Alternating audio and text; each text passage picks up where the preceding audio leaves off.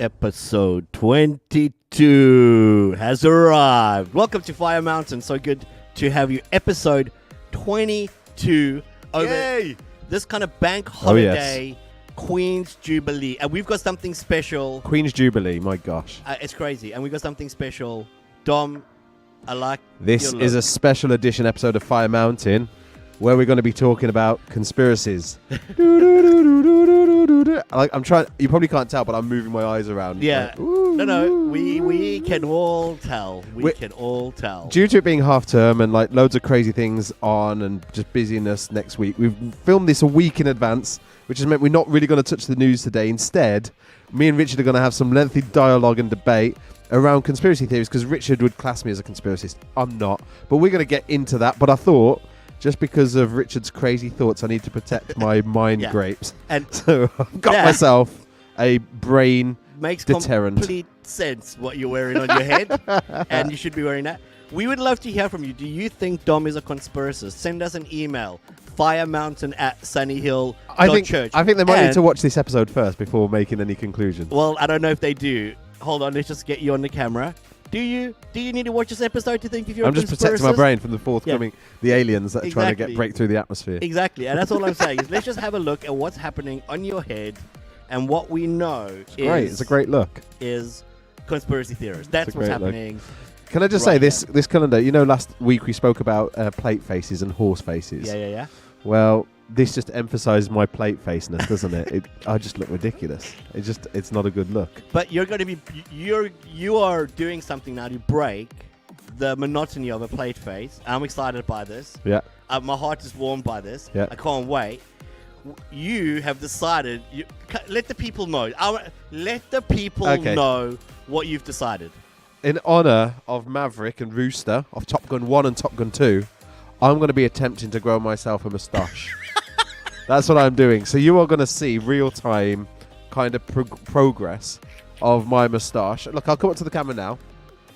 I'm going to have to focus the camera. Hold on.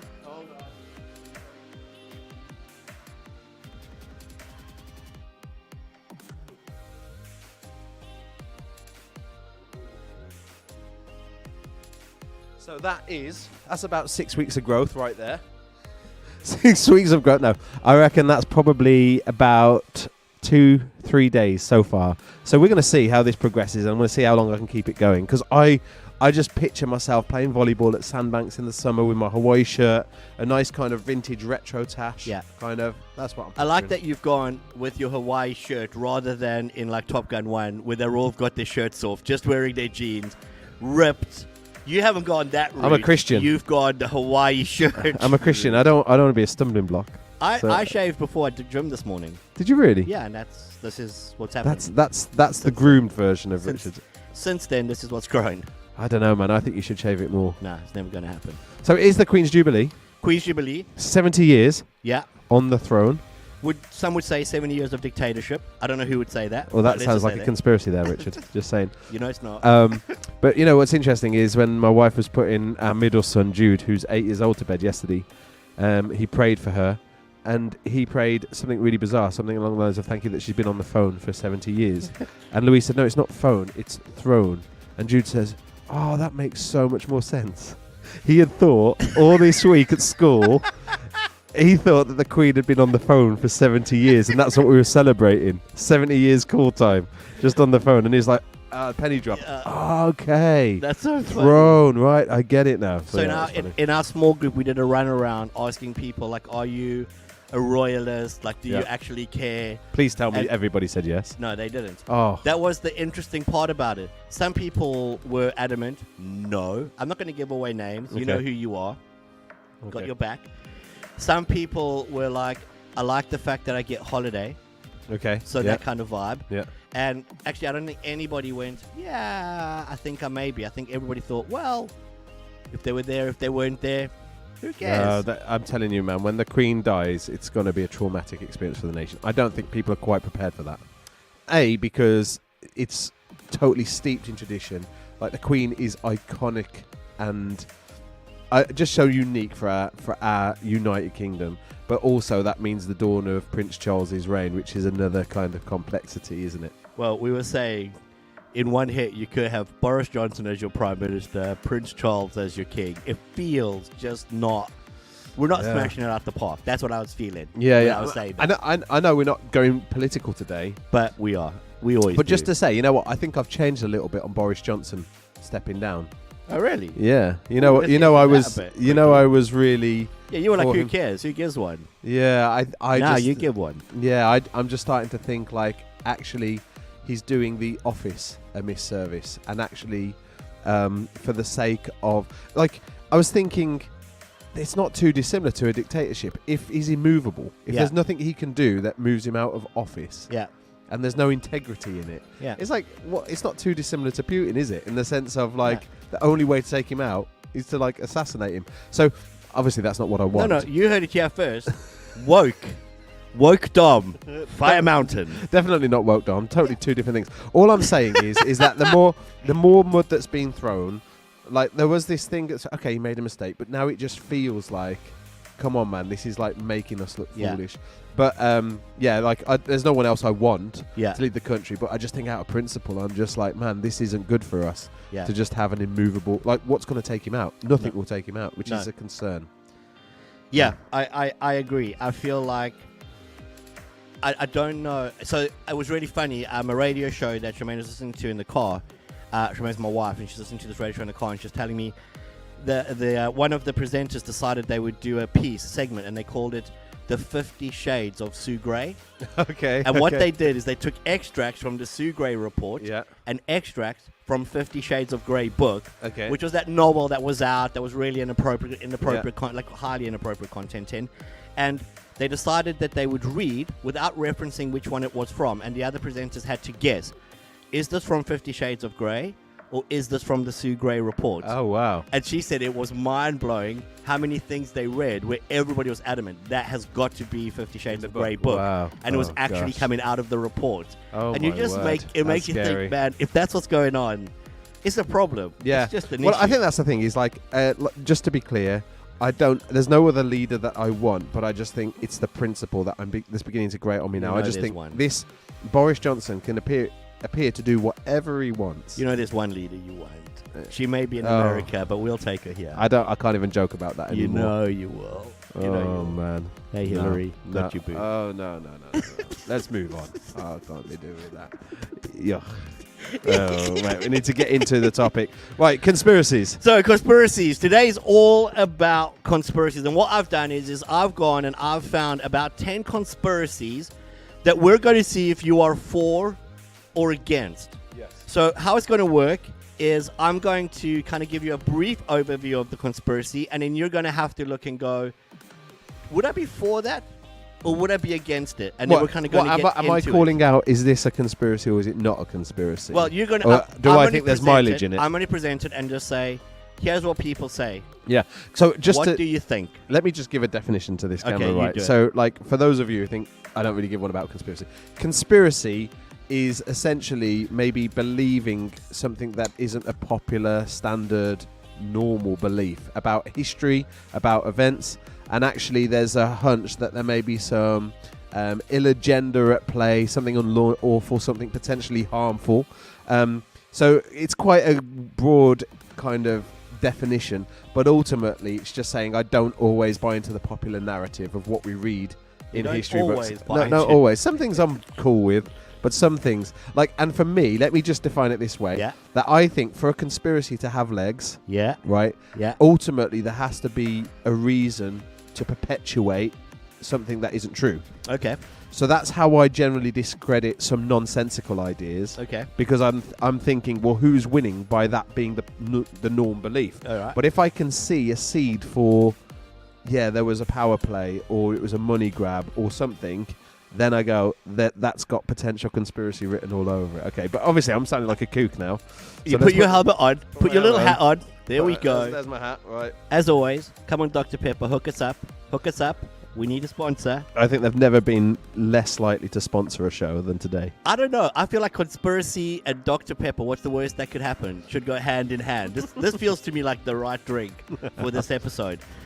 So, we're going to be getting into for or against conspiracy theories. Okay, let's go.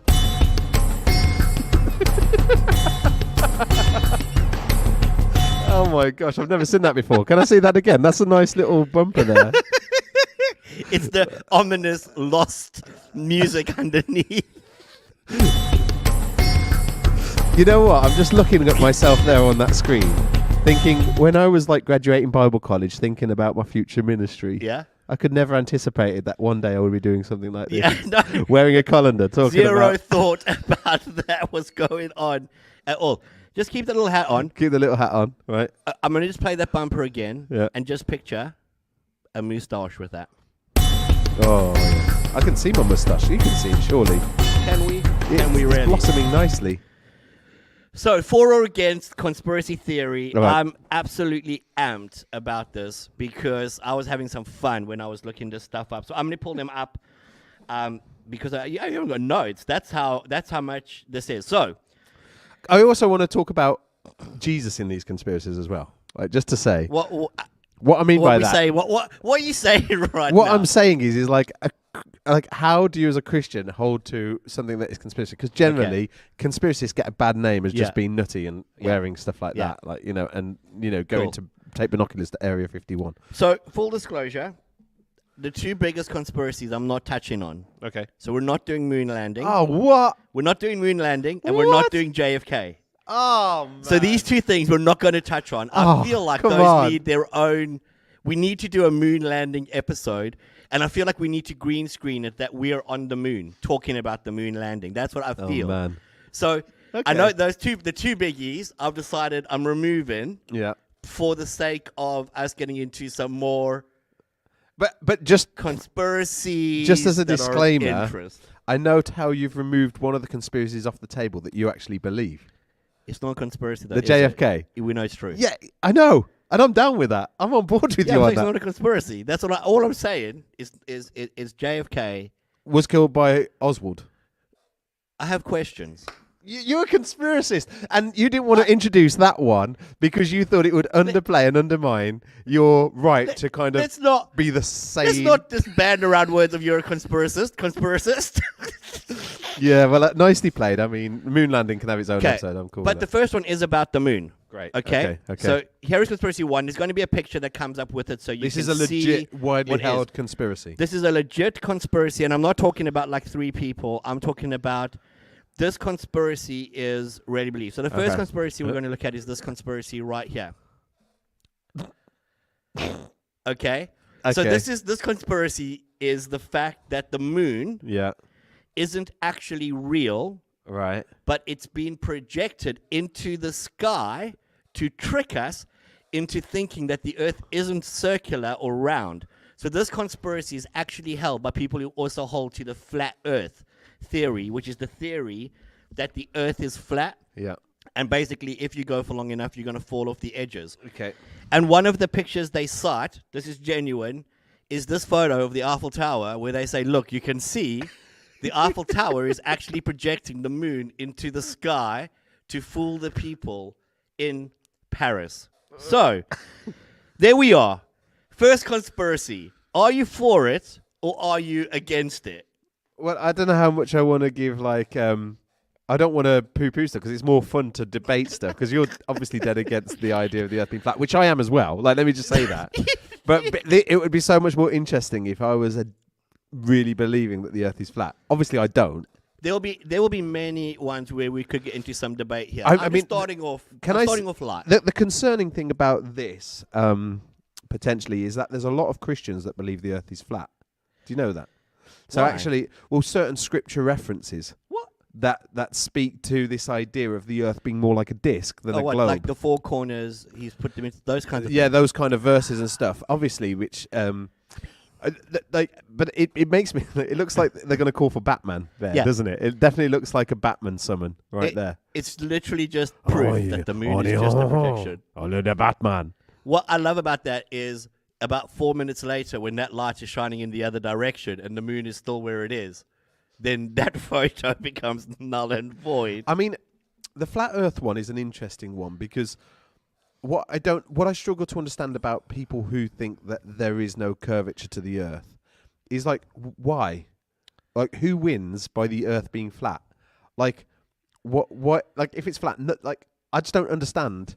It doesn't give the Russians an advantage. It doesn't give, you know what I mean? It's like, I struggle to connect with that on so many levels. But I do like the lengths that these conspiracists go to try to disprove the globe nature of the Earth. Like, I saw one where they go on a plane with a spirit level. Yeah. Right, and try to show that how, if we're flying round, like, love it, the Earth, love it, how is this bubble not moving? It. And obviously that's because of the gravitational force, but they wouldn't believe in gravity being an actual force that we contend with. They just say it was flat, and everything that's heavy falls down. But it's like, oh my gosh, that's gravity.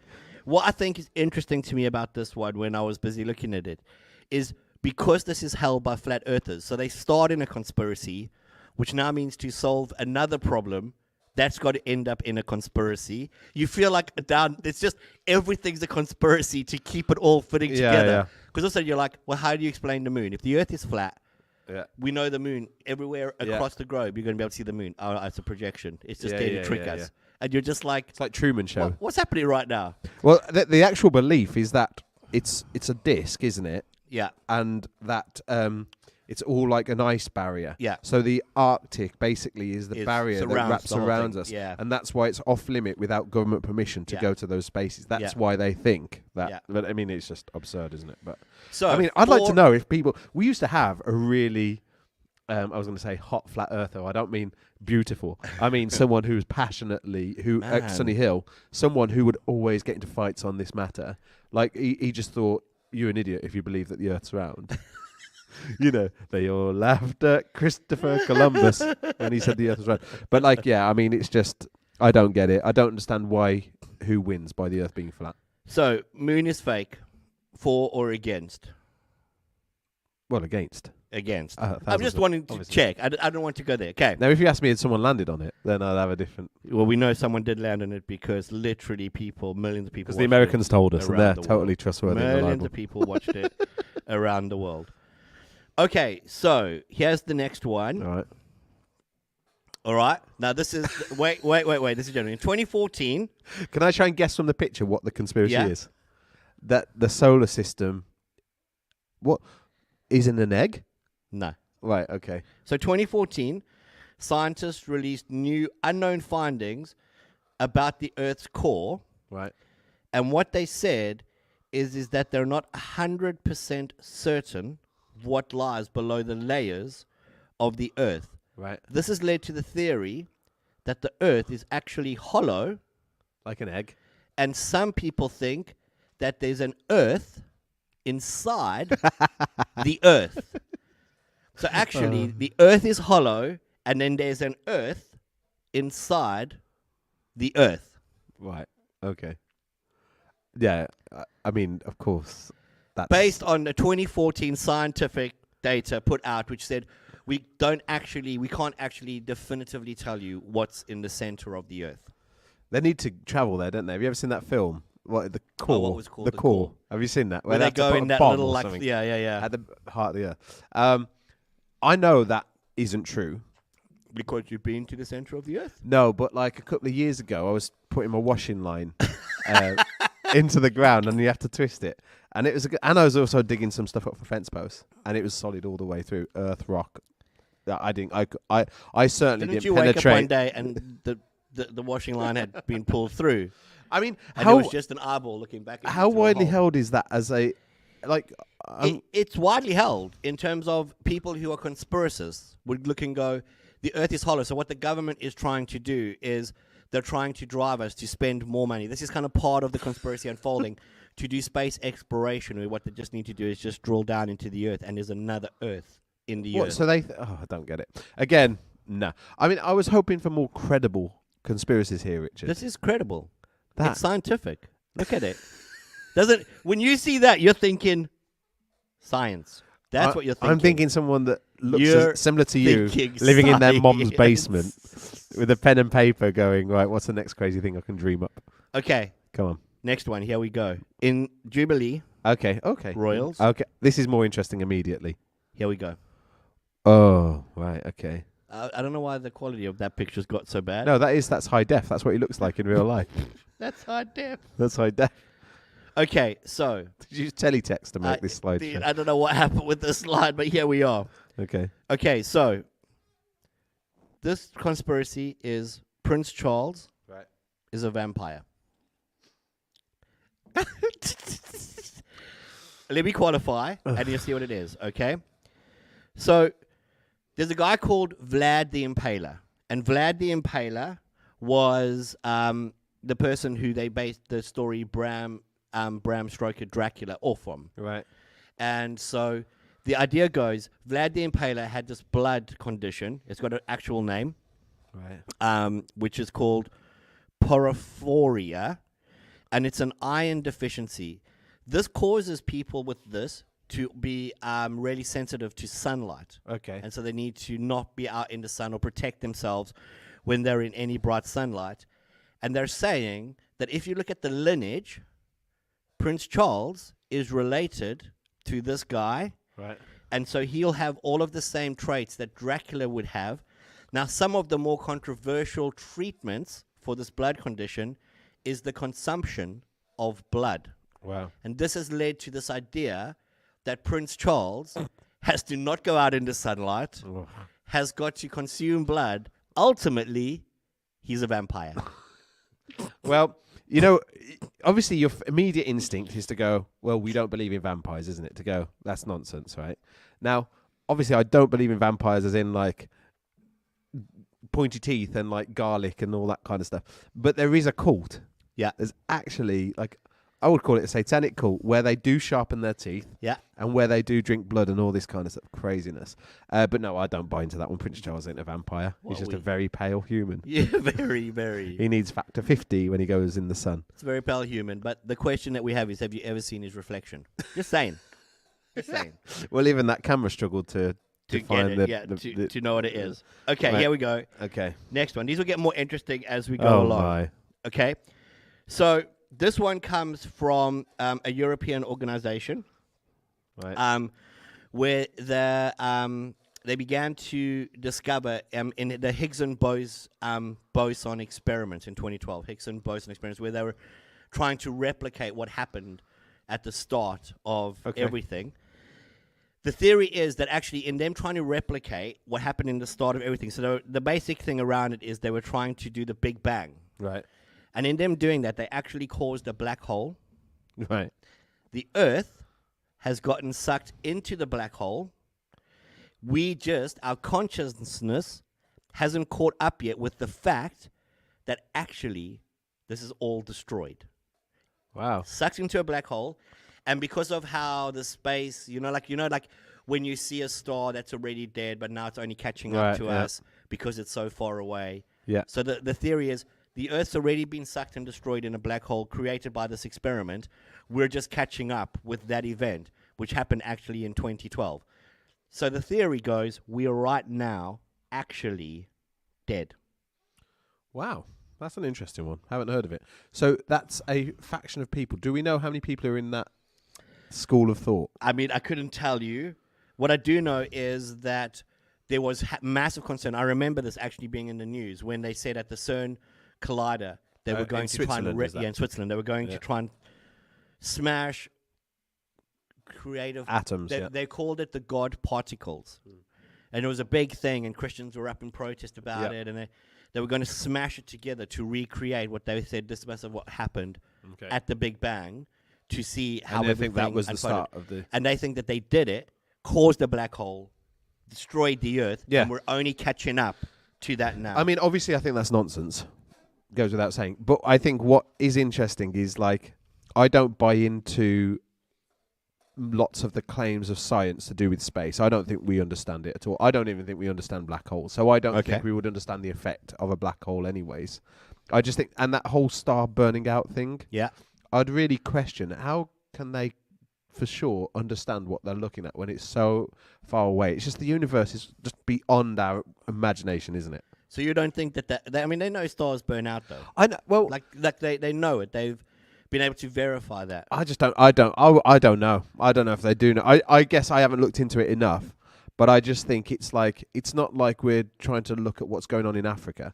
Like, this is like millions of miles away. Do we really understand? Like, even what the nature of stars is, really, and the purpose of stars. Like, generally, the idea is that stars is a sun in another solar system, isn't it?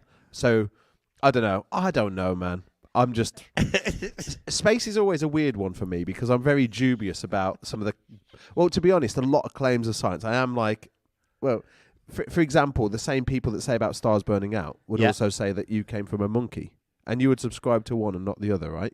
What, that stars burned out? Yeah, so the same school of thought, like in terms of scientists, that would elevate kind of their... Science is theory, right? Science isn't fact, it's theory. It's mathematics and it's deductions made from experiments and research. So they feel like they can have a reasoned idea. Yeah. But those same people that would go, stars are burning out or have burned out millions of years ago and we're still seeing them because of the light or whatever, the speed of light, would also say...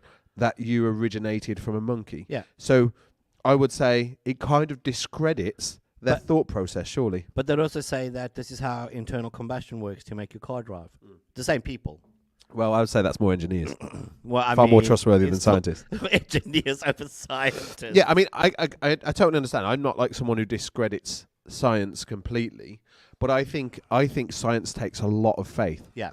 It takes a lot of faith to jump in because there's a lot of gaps. So I would, like, there was this thing that we went to in Torquay when we were visiting our in-laws, and it was in Kent's Cavern, right?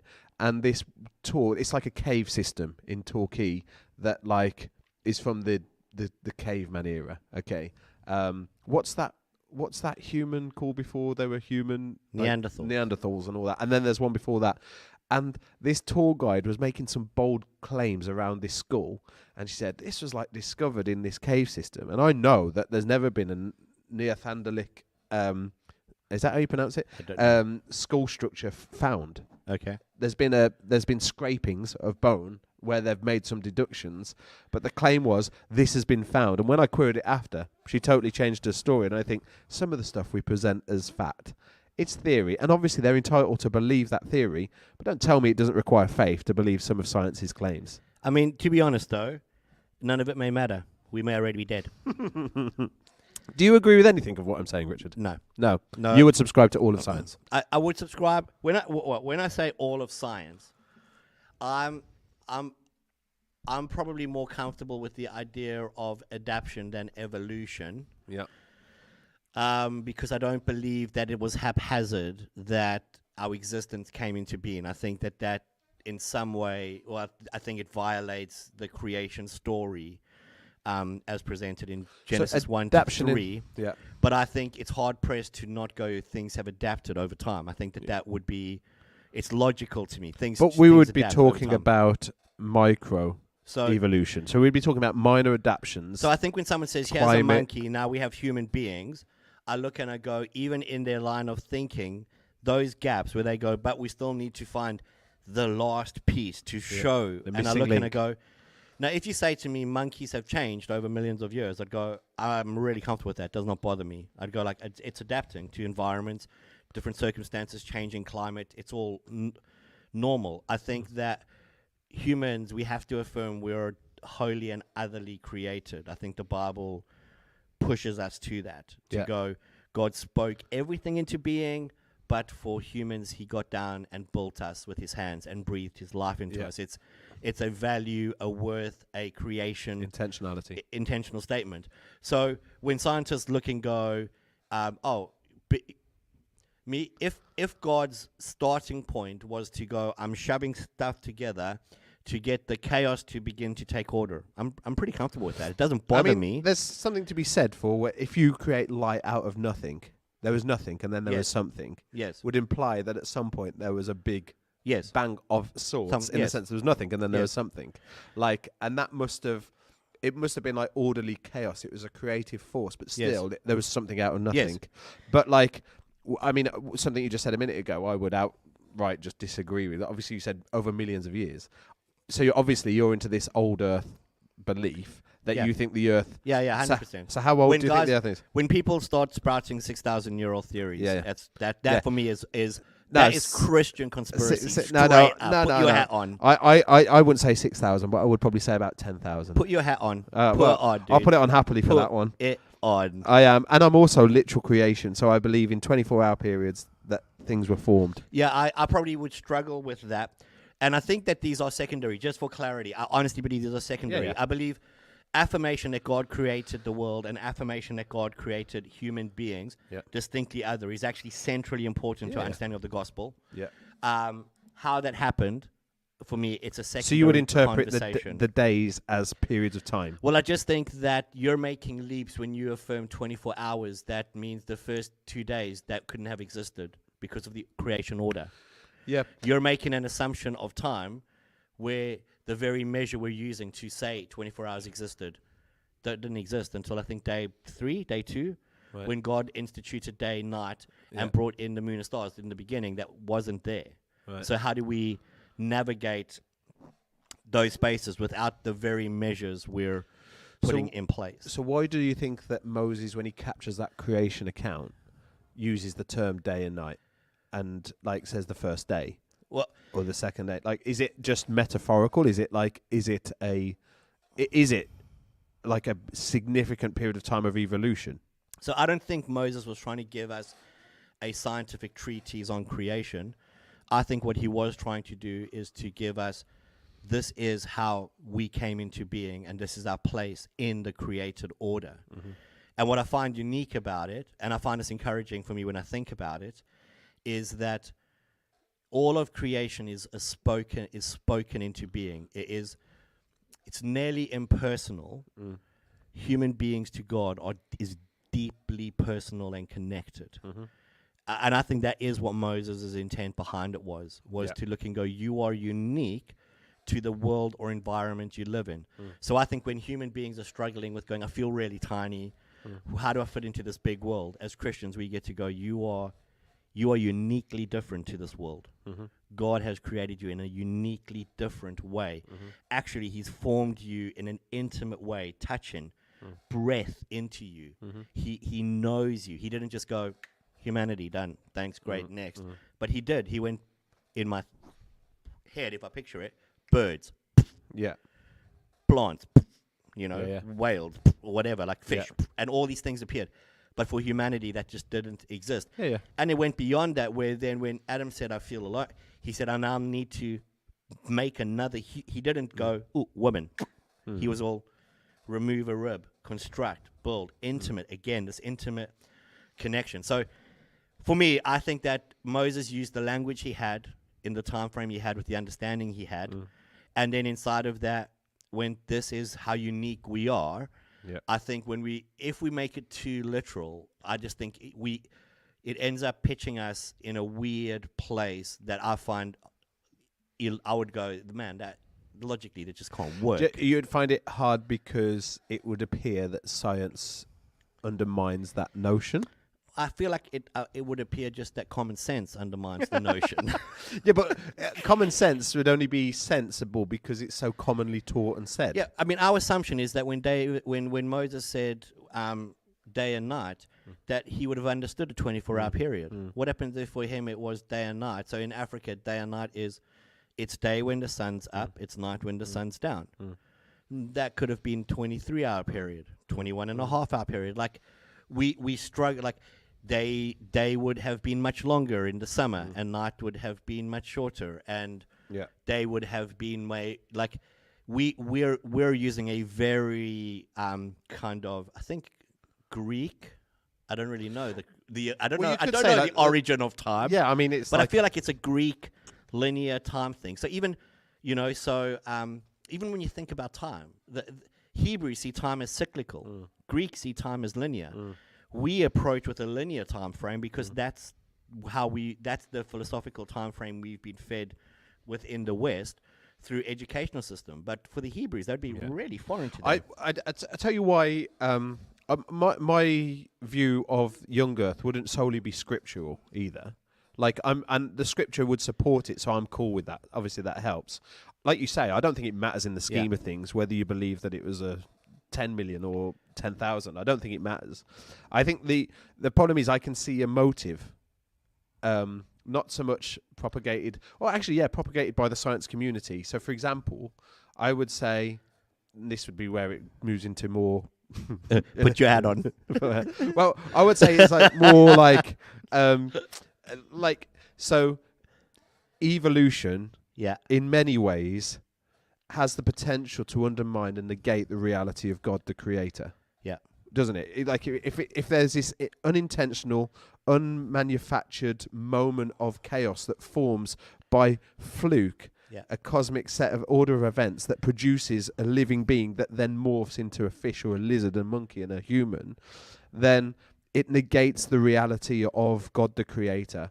But in order to propagate that argument, you need time. You need vast amounts of time because of our logical minds. We're not seeing monkeys morph. We're not seeing fish walking out of the ocean.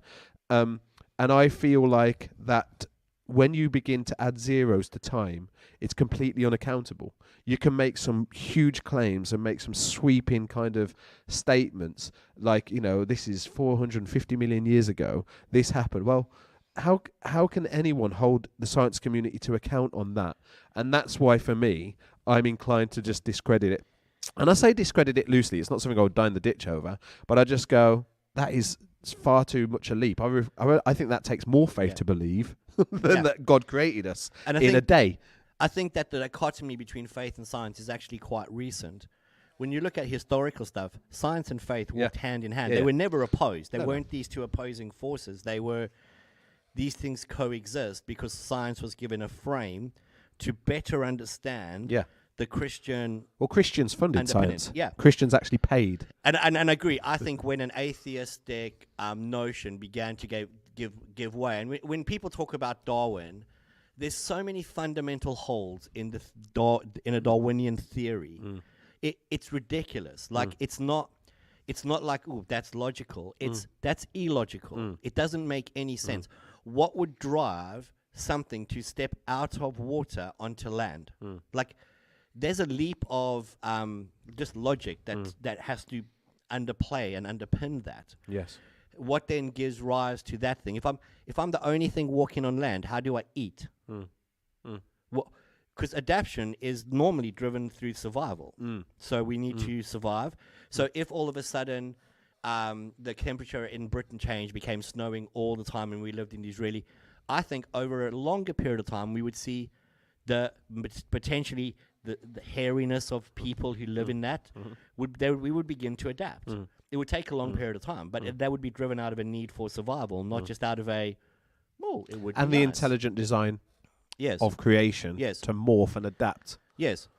And now I actually think, for me, when I think about that stuff, I go, this points to creator. This doesn't detract from a creator. This actually makes me go, we aren't clever enough to, dude. We aren't clever enough to know if that guy's a vampire or not. Well, I feel clever enough to know that. So, but obviously, some people believe it. We think that could be a projection, or that inside the middle is that thing. And I look and I go, like, it pushes me to go, man, science is pointing us to a creator. And actually, I think it's really funny because I think actually at the base heart of it, there are a lot of scientists who may look and go, is the creator the Christian God? I don't know. But do I think that there's no God? I couldn't make that. I couldn't make that assumption. But I think the predominant voice are these weird atheists who aren't arguing science. They're arguing a religious position, which atheism is. It's a religious position. Yeah, for sure. For sure it is. And I think that kind of catches them.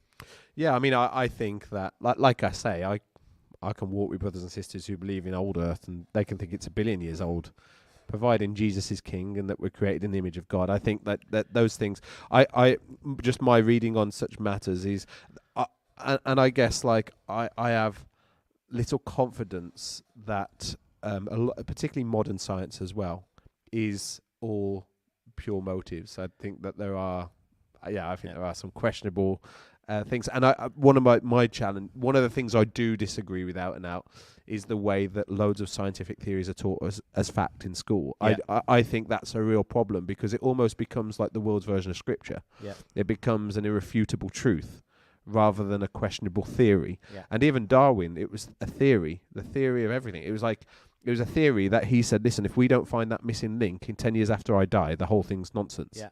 That was his own claim, because he could understand that in order to support the claim, it has to be rooted in evidence. But with evolution, we don't. I don't know. We just don't seem to hold it accountable. And the ironic thing with Darwin is, on his deathbed, he called for a priest to come and administer last rites. Yeah. Like he did. Like he still had a baseline underlying amount of faith to go, like I just think it's like, but to be honest, we could all be dead anyway. Well, Stephen looking at that picture, so Stephen Hawking's obviously a mathematician, but not just a mathematician in terms of accountancy, but in terms of the theory of everything outside of our understanding. I just don't think the world can be understood through those means. So that's why... What, through mathematics? Through mathematics, in the sense of going... Because you've got to make some... if you've never been in a black hole, and you can't really measure a black hole, but you are aware that you may have seen one through the Hubble, which doesn't get us to see too far when we're talking in the context of the universe. It's like loads of leaps have to be made of understanding to go, that's what it is. And then only then can someone say, and it messes with the time continuum, AKA, if we're in a black hole, we wouldn't know about it for 100 million years. It's like, I don't know, I just think like those leaps are just unaccountable, and it's hard to ground. But anyways, so interesting. That was a good one, because that got us talking. Here's a First new when one. I saw the picture, I thought, here's a new one, and this one, you're going to be all over it. I know you are. This is going to be your bread and butter one. Frozen.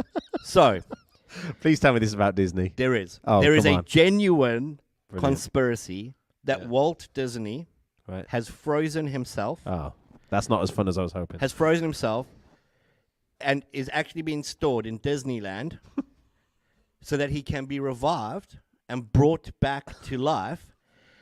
And they brought out the film Frozen so that when you Google search Disney and Frozen, you are distracted by this movie so you don't find the truth of what's actually going on at Disneyland. I don't know how much to play ball on that. You are. I know that you are struggling because part of you is going. It feels like it is real. There's part of the conspiracy, I believe. So just to say, the Disney family has refuted this claim. Yeah. And go, it's not true. Yeah. But who gives one? Yeah. And basically they're saying it can't be, and everyone else is going, come on, we know it's Walt Disney. You know it's true. Yeah.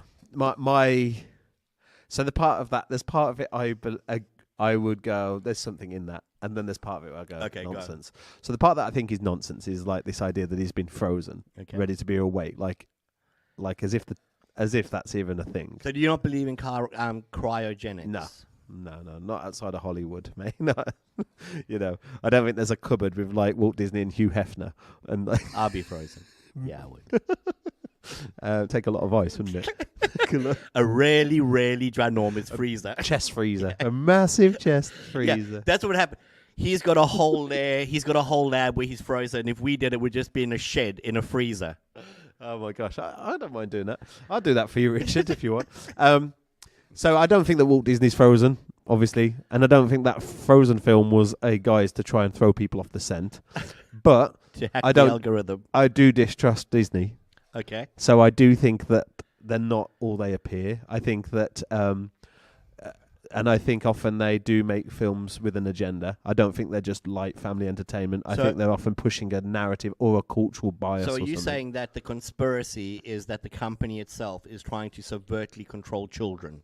Yeah, I would even probably say even more than that, groom children in a certain way. Okay. And when I say groom, not necessarily towards child abuse. I mean like indoctrinate them with a line of thinking which, I don't know, is a controlling kind of factor. So I have a real conflict here because I think, do we boycott Disney? Like I often think that because I actually, there's that whole, have you seen Turning Red? Yeah. What's your thoughts on that? New Disney film came out on the streaming service To about be 3 months honest, ago. I thought it's a panda. It's a girl who turns into a panda. Yeah. I mean, that was my complete thought on the whole thing. Yeah. I didn't have a massive uprising about it when I watched it. I didn't feel like, what? Yeah. I was like, I haven't actually seen it, so I can't speak into it. But I've read some things around it, and I think that a lot of people were unsettled by it. Largely because it's about this. There's a few things in there. So I haven't seen it. So like I'm speaking from a place of ignorance, but you've seen it, so you can validate. But one of the big pushes is prioritize your friend's voice in your life over your parents' voice in your life. Is that what was going on?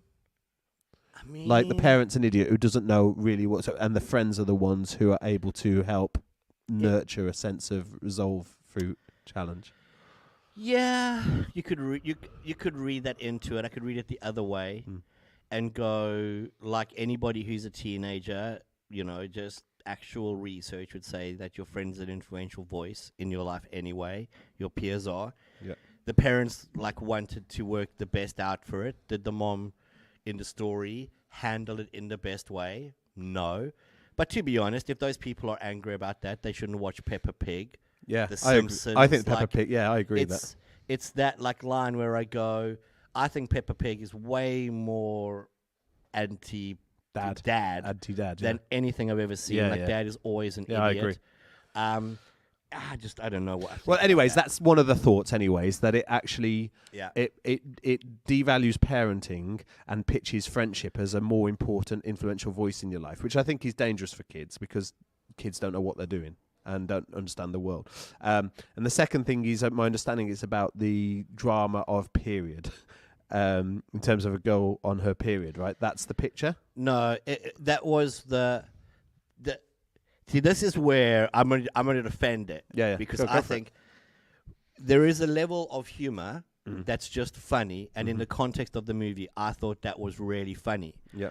Because she turns into a panda, but her mom thinks that she's going on to her period, and this is why she's freaking out. Okay. Now, you're watching the movie, and I'm watching it with my kids, and there's no way that I know my 8-year-old is going, period? Because they don't say that. It's an implied thing. I'm laughing because I think that's quite funny. Yeah. And my 14-year-old's chuckling along because she's thinking it's funny. Yeah. He's looking and going, she's a panda. What? Like, come on. Like, I just think that I think lots of movies do that where they're pitching humor at two different levels. Yeah. And I think when you begin to remove that at times out, what made Shrek a really good family movie is that there are about 3 different levels of humor happening at once at times. Yeah. You can enjoy it from your level. Your kids are enjoying it at their level. These people, I just think, I didn't feel that all when I watched it. Yeah, I mean, like the period thing, I don't really have an issue with. Like educating kids on that stuff isn't a problem because it's biological. And like I say, I haven't seen it, but like the whole idea of like the true you on the inside coming out. Yeah, that could pave a way for this idea of understanding gender in a different way. Like all of these things. Now, I know that there's some leaps there, but all I'm saying is like I think that I don't have confidence in Disney to have a pure motive just simply to entertain kids. I think there is an agenda. Did you see the things leaked from the board? Yeah. Disney board thing, which was really interesting. Yeah. And terrible. Like, and terrible. Yeah. So like just some of their agenda to try and pitch different primary characters because they're trying to normalize a certain narrative. And to that end, I'm like, Disney put out some content, and generally I think they're trying to, so I don't think they're trying to hide this idea that Walt Disney's cryogenically frozen in some lab somewhere, but I do think that generally I don't trust their motives, to be honest. So before I move on, I've got a quick one here. Subliminal messages in movies. Do you think that's a genuine thing? You know when they're saying like underneath they're flashing things or doing split seconds. So like in Fight Club where Tyler Durden speaks about the fact that they do, like he puts in a 1-second little snippet of something highly inappropriate, and then it makes all of the kids in the cinema cry when they're watching it. Like, do you? Because there's a whole lot of conspiracy theory that goes, that is absolutely happening. When I was at Morelands, I went to Florida, Dade City, right, for a placement, and I went with Brian, and we were with a pastor. I won't mention names. Great couple, but he was so cynical and conspiratorial around Disney that he had this ring binder on his shelf with pictures that were pornographic of still shots in Disney things. So one was The Little Mermaid, and I'm sat there on a chair, and he says, Yeah, excuse me. I'm just quoting his words. Okay, so don't write. Do I have to I'm put just- a disclosure up before this episode? I don't know. Kids don't watch this, do they? I mean, I'm not sure many people watch this. But like, there's this sandcastle in the background. Okay, and he says, "Brother," he's showing me this still picture. He says, "That is a shaft of a penis." That's a penis shaft right there. And I'm never like Americans are one of a sort, aren't they? You're kind of like, what is this? Like just ruining the Little Mermaid for me. And you're looking, can you see it? And he's trying to show me that. I'm like, well, yeah, I guess if I squint, I guess it kind of looks like a. No, don't lie. You were going. If yours looks like that, go to the doctor. Well, there was another Go to the moment doctor. in The Lion King, in the stampede scene. Yeah. There's a dust cloud that's formed by the stampede, and I think I can't remember, but there's a word that appears or something, but it's quite faint. I mean, I don't know how much. I've never done any of my own research. I mean, I can Google it now if you want, and we can look for images. Let's not type in images of Church laptop. Just put that on the history. Pornographic pictures from Disney. But yeah, I mean, like, I don't know. I'm not sold necessarily on that, but I don't really trust Disney. Yeah. I think, and when I saw that leaked board meeting, I expected it. I don't think it was like, but I don't trust their motives completely. At the end of the day, these are companies. Yeah. Disney not just existing for the goodwill of children. No. They want to make money. Yeah, it's about money. They want to make money. But I also think in that these days is that corporations now are playing in the culture wars. Yeah. So putting their rainbow flag on everything, all this kind of stuff. And it's weird now because like these corporations are trying to lobby a way of thinking, which so Disney, do I trust them? No. Will I boycott them? Well, I thought about it, but then I thought I don't pay for the Disney streaming anyway, so it's hard. So you're fine. So I'd have to ring somebody who I currently like. Okay, so 4 big ones now, and we'll start with the first one. Here it is. It's called Chemtrails, Okay. and the idea behind chemtrails is that this is a really huge conspiracy. Those things which you would say are condensation lines from the plane engines flying at that live.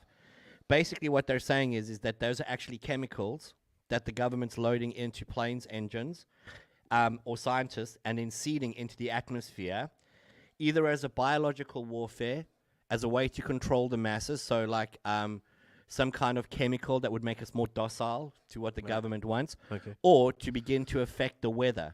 So to actually begin to change the weather patterns all over the world. This is such a big theory that even Joe Rogan tried to address this theory. That's like chemtrails are a big thing. People look and go, I've never heard that. Look up. Obviously, that's not condensation, is what they're saying. Condensation doesn't look like that. How can that be condensation? That is chemicals getting pushed out by the aircraft. And this will be all over the world. This is how, like, they're beginning to do biological warfare control us or change the weather patterns. I think this is the hard thing about conspiracies is that, like, it would... And it's true, the moon landing as well. This is, like, one of the things that would be in your favour is, like, it would take a lot of people to be on board with that agenda, to be pumping stuff into planes other than fuel, like chemicals. There's got to be a lot of people, because every plane produces that. Yeah. So I'm not into that. I think, like, what's interesting, when I went to Uganda years ago, I think it was like 2006 or 2005, I remember that the kids on the mountain in one of the villages, they thought they were sky boats. They were so out of civilization, they didn't have a reason and like mind space to conceive that something isn't. So they thought that those chemtrails was like a chain or a rope. They thought it was like a chain ferry. Oh, wow. And it was being pulled. Wow. And it was really interesting because they couldn't conceive that something could. Now, obviously, there's smartphones, so I'm sure probably they're more enlightened than that. But I thought at the time, wow, that's really interesting. But anyways, no, don't subscribe to that because I think it would take too many people in too many countries. It would easily come out. Your job is to load that up. Or what's that? Don't worry about it. Just put it in the plane. You know what I mean? It's like, Well, they would say that what they've done is that they've mixed it into the fuel. So you wouldn't know. You're just working at the airport pumping fuel in. Yeah.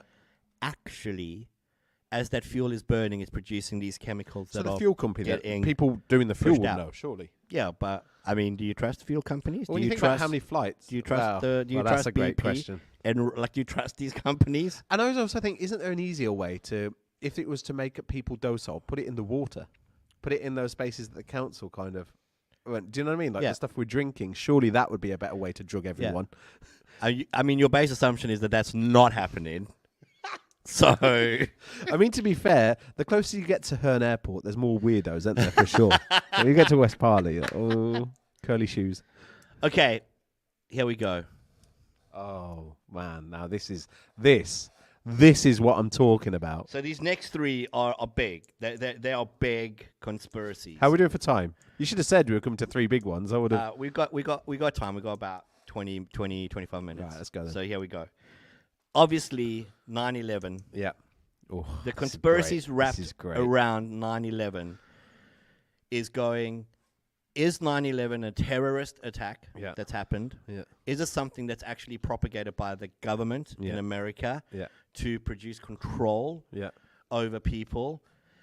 Lots of inconsistent information banging around about what happened, what didn't happen. Is this happen? Why did this go on? So at every level, 9/11 fits the conspiracy categories Big time. that can happen. The traditional narrative. Some hijackers hijacked the planes, flew them into had some key targets, flew those planes to those targets to try and crash them in to cause chaos. The first time there's been an active terrorist attack on American soil by outside forces. Obviously, horrendous day. Like, I can remember where I was when this happened. I can remember I was in London and people were standing watching TVs, like, you know, like in those old movies where people used to look through outside shop windows. it was like that. No one was moving. The place was silent. Everything stopped and everybody was just glued. So horrendous things going on. Then you hear about the plane coming towards the Pentagon. Then that doesn't actually hit the Pentagon. Does it? Then they're going, look at the trail. Look at the, like, it just fits all the conspiracy narratives. So, traditional view, terrorist attack. Right. Conspiracy view, man, government underplaying something. Yeah. Where you at? Ooh, this is what I'm talking about. When you say conspiracy, this is it. Well, first of all, obviously, I don't know, so I wouldn't say it's definitely not that, and it's definitely this. My hunch would be it's the Americans. Okay. The government. So you think that the government is the purpose? Yeah. And I know that will definitely polarize spectators watching this. Yeah. Watching this. Yeah. Spectators. Maybe the room. Why? Yeah. There's so many factors to consider. The time of the attacks would be one. Okay. Like, if they wanted to do mass damage, 8 o'clock in the morning isn't the time to do it. Okay. The buildings were like 1.5% full. Yeah. You'd have done it like 2 hours later. So if they were trying to do the most devastation, then time would be illogical. Also, the fact that there's question marks over the planes that were used, that whether they were actually passenger planes or military planes, whether they were military grade. Okay, the fact that the way that the buildings went down, almost like a controlled demolition, almost like steep, I don't know, just flying it that high, it would damage the building, but it wouldn't bring the building down the way the buildings are. And most structural engineers who have assessed that data really struggle with that part of the theory, even though they don't necessarily think it's the American government, can't believe how controlled the destruction was, and the fact that these buildings just came down and obviously decimated the immediate locality, but it wasn't like the top bit of the building slipping down the side of what's left. And so all of that stuff, I think we'd be giving far too much credit to Al-Qaeda pilots to be able to pull off that kind of feat. Okay. To be able to fly these planes into a very small area. I think, now there's ways around that. They could have had a gun to the head of the pilot potentially and all this kind of stuff. But the narrative that's pushed out is that it was that they were killed and these Islamic kind of terrorists. I think also 2001 was the single most moment that everything changed for the West. I think that was such a formative moment. I'd agree with that. And it paved a way for a lot of benefits. A violation of privacy law, a change of like Big Brother syndrome. People wanted greater security, which meant that it gave right to the government to be a lot more inspective of everything, phones and tapping everything like they wanted it, because they didn't want to give Al Qaeda any upper hand. Fear as well, we know, is one of the greatest commodities to control people, and it also gave us a motive to go into the Middle East. So it presented a lot of opportunity, as well as the insurance claim on the building and building a new kind of finance center completely. Okay. So in that instance, I would say, is there enough motive to warrant the government kind of doing some questionable things? Also, the one at the Pentagon, there's the plane shrapnel at the Pentagon. You don't even see the plane go in. It's weird. I don't know if you've seen any of the footage of that. Yeah. Like there's no, but there's an explosion, but no plane. But there's plane shrapnel at the explosion. But the plane shrapnel is from several different pieces of plane, like different planes, not one singular plane model. So it would be a very unpopular view, and again, it wouldn't be one that I would be a lot more hot over the moon landing than that one. But I think, man, you really think this little terrorist group, which is what it is in the scheme of global warfare, that live in caves in the Middle East, in the desert, have conceived this plan and pulled it off? Like, I don't know. I think you have to drink a lot of Kool-Aid to take that. So obviously you disagree with me. I think that I think it's fascinating, because I think this is where your view on science ends up either affirming or betraying what you hold to when you see this. Yeah. Because I think on some of the things, so the guys who designed the building said, no, these skyscraper this tall is designed that actually when the bottom layers are hit, it does collapse in a controlled way. Yep. That is to not so that it doesn't fall onto buildings around it. It's part of the structural design of the building. Okay. So all of them would agree. They would go, if you just flew a plane into the building, depending if you hit at the right place, will be the amount of impact that it happens. And because of where those planes hit, produce the right amount of impact. I say this not being a scientist, but I watched an interesting documentary where they were scientifically showing how the Pentagon 9/11 thing that happened with that plane and what works out. They were like basically going, this is refuting all of the conspiracy thinking around it. Now, it's interesting, because I would look and go, how much of our thinking is based on the fact that we have zero knowledge about these things? Yeah. So either we've read some articles, watched some documentaries, and then formed an entire worldview off this, not being a scientist, not being an aeronautical engineer, not being anything at all of those natures. Yeah. Now, if you said to me, do I think afterwards, when they started to peddle things like weapons of mass destruction, that was all a lie by the government to keep a war going, to try and get oil and resource and energy? Yeah. I'm probably quite comfortable in that, because I feel like, like 1 million people in the UK marched against that and went, show us the weapons. Yeah. You can't. I suppose I struggle when I go, do I think a government would turn on its own nation in that way? And I say by government, a Western government. So I just don't know if they would kill at that scale to try and then look and go, look, this is simply so that we can end up getting. But that's where the time thing would come into it. The fact that they didn't have to do it at prime time. They did it early, before the working day really began in New York. So some of the thinking around that was people going, your plane schedules, it wasn't just random planes. They had to get tickets, so they had to be, it's scheduled. They wanted to get ones that were moving at least into the space in the right places that they needed to go to. They had been going to try to pilot training schools. Ironically, they know that pre 9/11, there were about 4 different flag ups to go, there is going to be an imminent terrorist attack happening because of terrorist chatter. Yeah, but like that all going across. Yeah, and I like the fact that you're doing a valiant attempt at like presenting an alternative idea. But I think but all of those things can be fudged, can't they? All of those things can be raised and said. That's just what makes conspiracies hard, is I come to this conversation with a backdrop of, right, the moon landing didn't happen. Yeah. With a backdrop of the US government or someone or a few elite in the government assassinated JFK, right? So I already come to the table distrusting that America's all that. Yeah. Now, I know that what I'm saying would be massively controversial because what I'm doing is I'm unpicking this mirage of American ideals. Yeah. But all I'm saying is I just don't think that I'm willing to just go down that road of going out Al Qaeda this, Al Qaeda that. I don't trust that actually it was all terrorism. So if you don't trust the government in that way, yeah. But then there are things the government would say that you do trust because they would fit the worldview you want to hold to. So if the government says, these are the emails that Hillary Clinton's, that Hillary sent. Yeah. Your base assumption is that it must be true. I can see the emails.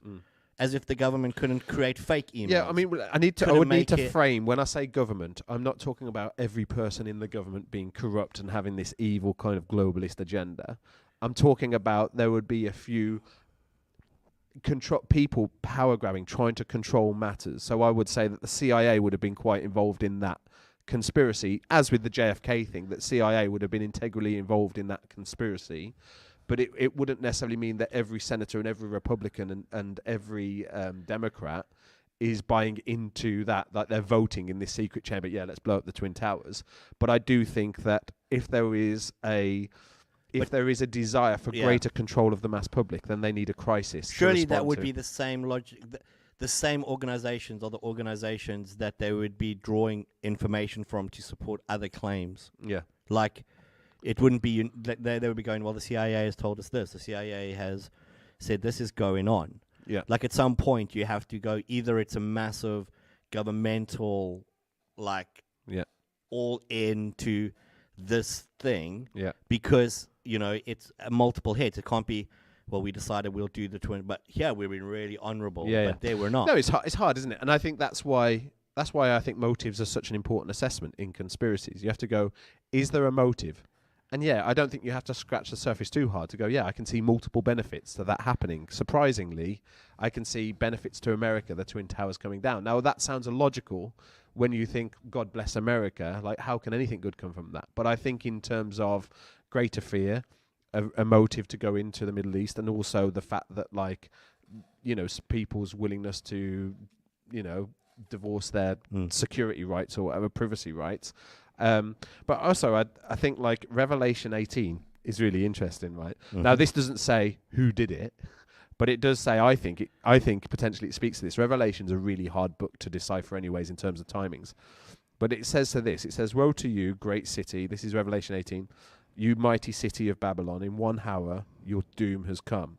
So this is a picture of this affluent trading city, like merchant city, that in 1 hour, doom has come. It says the merchants of the earth will weep and mourn over her because no one buys their cargoes anymore. Cargoes of gold, silver, precious stones and pearls, fine linen, purple silk, scarlet cloth, every sort of citrus. So basically all of these costly minerals, which are a big part of what happened in that space.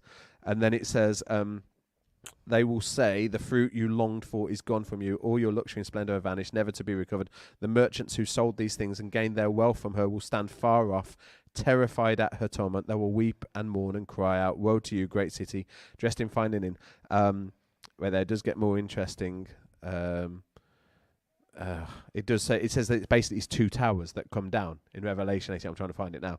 And I think it's kind of interesting because it doesn't speak to who did it, but I actually do think that moment in Revelation 18 is speaking to that moment in history, which I think was a defining moment for the world and the trade, and I don't think we've ever recovered from it really as the West. I think it has really haunted us. Yeah. And yes, we've rebuilt it, but I think that unity has been decimated, confidence has been decimated, and I think actually the wealth has been decimated.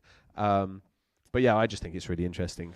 I probably would subscribe to your Revelation unpick there. What's that? I probably wouldn't subscribe to your Revelation unpick. But let's move on to the next one, because let's keep the big ones going. Let's keep them hitting. So, COVID-19 is a hoax. 5G is the killer. This is a genuine, massive conspiracy now. I've heard this one. And this conspiracy is simply this, that what has happened is the 5G cell signal that now is getting pushed out across the world. Actually, what it's doing, it's decreasing our ability to be able to be immune to certain things. So the radiation offsets from 5G is decreasing our ability to be able to be immune, and that COVID actually was a hoax to begin to bring this 5G in, What's happened through COVID is they were trying to get us to become vaccinated so that in the vaccines, they could chip us. This is genuine, like not crazy. They could chip us, and that chip links directly to 5G so that we can be tracked in terms of what we do. So we're talking about two big world events. The release of 5G that was like all over the world, crazy, it's the new thing, da-da-da. And then COVID comes together in this one conspiracy that goes, COVID was never real. It was just the way that the government could enable getting these things into us. The actual killer is now the 5G cell phone signal. And there is a measure, and I say this really lightly, like a measure of maybe some backing that could support the danger of 5G, although that would be hard-pressed to get anything hard-dated on. Yeah. So do you want me to address that as a whole? Well, you can go for either one, Because as a whole. Because I would say, like, I don't know what I think about the 5G thing. And I would certainly say, not that COVID-19 is a hoax, but I think COVID-19 was really manipulated. Okay. To the point, again, of controlling people. And I think it's crazy how quickly people were willing to part with their freedoms, even me. I look upon reflection, I think, man, I did some of COVID-19 wrong. So I guess I would have great question marks over China, honestly, whether it was a weaponized virus or something. Okay. More like that rather than just some accidental bat that flew into a market. Okay. And then I would really question the disproportionate, I think, response to that was such an anomaly for us. Yeah. Where we've had other things like swine flu, bird flu. Why this? Why such an aggressive lockdown? Why such an aggressive narrative and vaccination program? So I wouldn't necessarily link the COVID-19 and the 5G, but I would have loads of question marks around COVID. I would have loads of question marks about overreach of the government, but I wouldn't necessarily tie it to 5G. But I haven't really looked at the 5G thing. I mean, I would say it can't be good, all of this stuff that we are churning out radio waves. It can't be good for humanity in many ways. It's like there's a lot of unnatural. Yeah. So the guys who proposed this would go, the electromagnetic waves that are pushed out by a 5G signal to make it work. It is.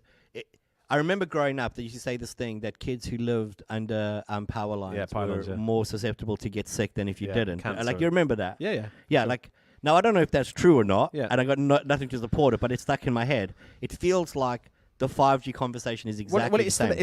It's actually still a bit stigmatized because actually, if your house is near a pylon, it devalues the house. Yeah. Not because, and it's not because it's unsightly. It's because there's still this kind of reticence to go, that can't be good for my health. And it seems a bit far-fetched. But like when I walk through Upton Country Park and you go under the power lines, it does feel unnatural because you actually hear the electricity. You actually hear it humming. And it's just like, there's something not right about that. Something that's not cool. As I'm walking under that, like thousands of volts passing over my head in my proximity, that can't be good for you to live under all the time. Now, I don't know. I'm not a scientist. But I would say like the 5G thing, I think, it's believable that the more stuff that we churn out into the atmosphere that has electrodes, that has all this sort of stuff, can't be good for the human frame because it's not the way God made everything. But that said, I wouldn't necessarily pin it in the same realm as... So this is why COVID was manipulated. I think if what you're saying about, I mean, it could still happen, but I feel a bit more confident in the legitimacy of COVID-19 because the vaccine thing has now kind of faded a bit. There's no longer this militant push towards herding people towards this solution. And countries are opening up without being vaccinated. So I think if it would get to the point where vaccination was forced, I would go, there's something questionable about that. But it isn't. So I'd go, so all good. Last one. Let's do it. This is the one. It's the Queen's Jubilee. Oh, I love it. So we got to go here. God bless the Queen. God save the Queen. Oh. We the got Queen that never was. to go here. Final conspiracy. The People's Princess. You're on tricky territory now. And this is what I think. So, Princess Diana, horrific crash, France, dies. The conspiracy is, actually, it was orchestrated by the Queen. The royal family were the ones who orchestrated what happened there. Yeah. The report is that the driver was inebriated, and that's what caused the crash as he was trying to get away from paparazzi. But the conspiracy is that wouldn't have been possible. Like, why would a driver be inebriated if they were a driver? It would have been more controlled than that. It wouldn't just have been the reality of what worked out. There's a whole lot of things that go, it makes that implausible. They would have been a skilled, proper, trained driver, so why would they hit a bridge? Lots of stuff inside of that. They're going, obviously, this is the way that the royal family got rid of Princess Diana. You say it would have been a skilled driver. At that point, she wouldn't have had the protection of royalty. Well, she wouldn't have had the protection of royalty. She was just because she was just dating a loaded man. Yeah, but who had a driver who you're assuming has paid proper money for a proper driver, not just like onto Gumtree and hired a dude to come drive a car. 50 quid this weekend, drive me to Paris. Gosh. You know that I love the Queen, Richard Garton. I do. And that's why I wanted to bring this one at the end. Because I feel like this conspiracy, so I feel like this one fits right into your wheelhouse of anti-government, anti-distrust of establishment. I'm not anti-government. Anti-government, anti-distrust of establishment, want to get... I love the government. I pray for the government. I know you pray for it. I'm not saying you don't pray for the government. It's angry prayers. It feels to me like it fits the whole narrative of what you would go, man, this is a conspiracy all over it. But because I know of your deep, maybe inappropriate affection towards the Queen, I feel like she's like a grandma. I feel like you get betrayed by your feelings because I feel like this is a conspiracy that if this was in any other country, you would be 100% on it going, that is true. But in here, you'd be like, I don't know. I mean, I don't know whether you know the answer to this, but I'm sure you'd have some thoughts. What would be the incentive to kill Princess Diana? Because I think that what too popular? Princess Diana did was she shone a light onto a lot of the inadequacies of the royal family in a way that no one else had done before that and hasn't probably done since that. Okay. Well, Meghan Markle, maybe. But not even to the same extent. There was something. You don't reckon? There was something unique about. Well, Meghan Markle's probably more hated. Princess Diana was universally loved. Meghan Markle feels like she's a lot more not universally loved. Despised. So I think that the idea of of Princess Diana leaving the royal family the way she did, acting in the way that she did, saying some of the things she ended up saying about them, to the institution is deeply Channel 4 interviewer. What's his? I can't remember his name. Deeply damaging. Yeah, and I think also they needed to as long as she was alive, that would always be the focus. If Princess Diana was still alive today. As with any other, not with like any other, like like Fergie or whoever, there's something unique about her that I think people would still be going, what an injustice was done to that woman. Well, actually, from what I've seen and know of Princess Diana, I wasn't a big fan of her anyways. Yeah, now, obviously, I was a child. Well, yeah, I was a child when all this happened, so it's not how I felt at the time. But I don't think she was this heroic, noble, truth speaker. I think she was a pretty insecure... So this is this conspiracy on a conspiracy. Is this where we're at now? There's so many layers. And yeah, well, I think like obviously you've got the Duke and Duchess of Netflix now. Yeah. Who is like, proactively trying to deconstruct the royal family and their virtues and all that kind of stuff. So I don't know. I guess my vibe is... it's not something I've considered, really. I don't... It's hard because, like, was she assassinated? That's a different question to was it orchestrated by the Queen? Do you know what I mean? You can frame it anyway. Did the Queen assassinate No. her? So I would think there was no way the Queen orchestrated that. Now, that's because I genuinely believe the Queen's a Christian. Right, I genuinely believe that. Yeah. So I believe that she's God-fearing, and I believe that she executes her function under that paradigm, that she serves under God. And I think that's Prince Charles won't be the same as that. But I think that because I believe in her moral virtues, I don't think she would orchestrate the assassination of her daughter-in-law. But that doesn't necessarily negate this idea that people elsewhere in the power play would orchestrate something to preserve the monarchy in a better light. But I just don't think that order would have come from I realise I need to put this on as I'm talking. So what you're doing like is you're basically going, I want the conspiracy, but I don't want the Queen in it. I don't want the Queen to be touched by this. I like it, but not if the Queen's in it. If Charles was king, I'm all over it. If it's the Queen, I'm not. Well, do you know what? This is the craziness, like, because I know that you see things differently. Generally, I trust England way, like, 10 times as much as America. So, like, our government, our systems, our structures, our legal systems. It's like even the legal systems in England, it feels like it's harder to corrupt. But in America, it's just like the cop can be hacked off with you and you're going down for murder. It's like, I don't know, I just feel like, as we were talking about last week, this American experiment, it's a lot less thought through than this historic judicial. But that said, I mean, that's probably just bias, and obviously I'm looking at everything through a certain filter of pro-Queen. But let me ask you a question, right? Because it's hard to answer that. Do you think that Christians, do you think it's okay for them to hold contrary ideas around popular moments in history? Like, obviously it's okay, but like, what's your take on it? Because I think like you kind of stigmatize me quite a lot as this crazy conspiracist because I'm out there with my ideas. But I don't think we're too dissimilar. I think we would be 80% in the same direction. It's probably I would make some more distinct. I mean, we might be standing on the same bit of stone, but you're definitely facing crazy town. I don't think it's a problem for Christians to hold to conspiracy. I think it becomes a problem when Christians mix theology to the conspiracy. Okay. Because I think then they're trying to create a legitimacy of a conspiracy rather than recognizing what it is. Yeah. But I would say the same thing is true. So I think if I tried to create a theology that was all, nope, exactly what the mainstream media said happened, it's problematic. Mm-hmm. Because at some point I have to go, I can't with integrity hold that view, that line, or that run. Yeah. So I think that in all of these things, none of us know was the Queen involved or not. Is Prince Charles a vampire or not? Is the Earth hollow or not? Are we already dead in a black hole?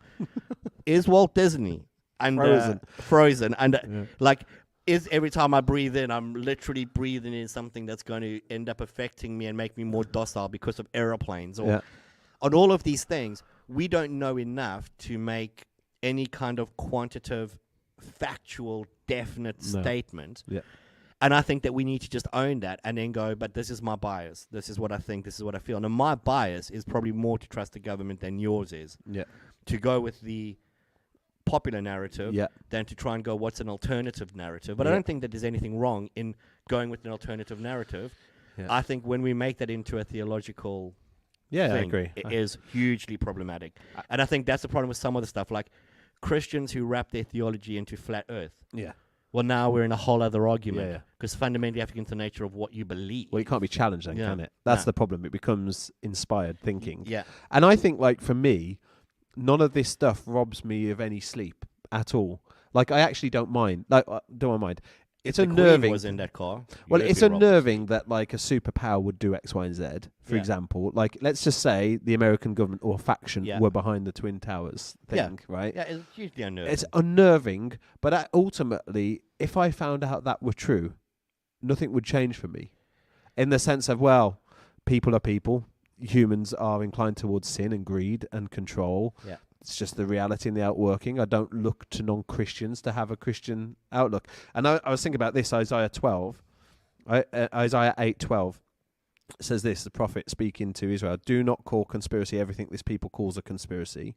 And it says, but do not fear what they fear and do not dread it. It's great. And I think it's kind of an interesting kind of insight, just this idea that, like, don't buy into all of the myths and don't buy into... like. I agree. And when it claims that kind of stuff as well, it's not just speaking to the unpopular thinking. It's just like, don't just go along with the crowd, but equally don't go along with every kind of conspiratorial anti-establishment notion. But either way, don't fear it, don't dread it. Like, I don't know, I think that's kind of a helpful balance, just to go, yeah, I mean, I may not subscribe to all that, or I may lack confidence in this, but ultimately I'm loved by God, I'm called to love people, so that the church does what it does, regardless of what's playing out around us. So I don't think we have to, like, buy 3 months worth of food and, build a bunker in our back garden, because if the end does come, it is what it is. Yeah. Like, so I guess for me, it's holding those things. The reason I like conspiracies is I think they're brilliant party conversations because they always draw some sort of divided opinion, don't they? Yeah. And I like that. Yeah. I don't mind everyone in the room thinking you're an absolute idiot. I think that's funny. I think it's funny. And sometimes I will go along with something that I don't wholly agree with just because it's like poking a bear, isn't it? When people get hacked off. And I do it with you at most parties we go to together. We know Me and deep you down end you up love debating this stuff. You love Hillary. We know deep down. You mean the lizard with a woman's mask? Well, that was a good addition, mate. Man, Interesting episode.